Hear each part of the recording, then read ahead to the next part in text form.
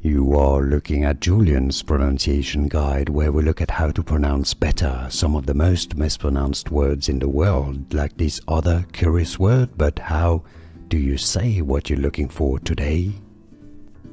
We are looking at how to pronounce these names, as well as how to say more interesting but confusing names, including names of teas in various preparations.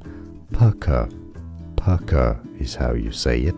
It's easy once you know Pukka, and now you know. More videos for you here to learn more. Thanks for watching.